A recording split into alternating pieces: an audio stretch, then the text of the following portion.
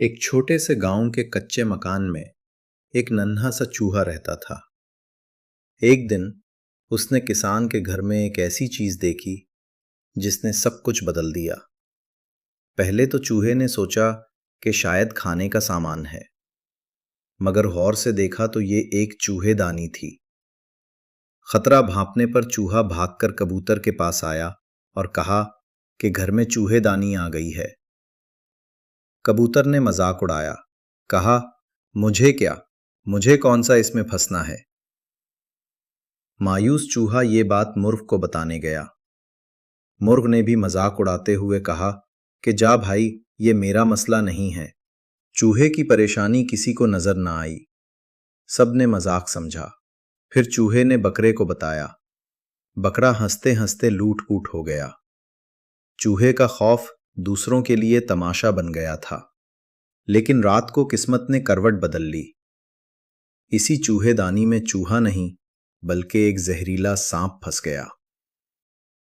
किसान की बीवी अंधेरे में सांप को चूहा समझकर निकालने लगी तो सांप ने अचानक उसे डिस लिया और जहर उसके बदन में उतरने लगा।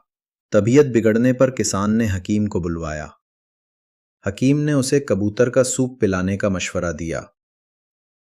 कबूतर अभी बर्तन में उबल रहा था कि किसान की बीवी की खबर सुनकर उसके कई रिश्तेदार मिलने आ पहुंचे, जिनके खाने के इंतजाम के लिए अगले दिन मुर्ग को ज़िबा किया गया।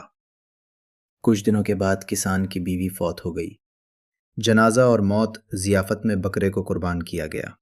चूहा ये सब कुछ देख रहा था और दिल ही दिल में सोच रहा था कि उन सब ने उसका कितना मजाक उड़ाया था। चूहा उस गांव से बहुत दूर चला गया, लेकिन सबके लिए एक सबक छोड़ कर गया कि जब किसी एक पर मुसीबत आती है तो समझो खतरा सबके लिए है।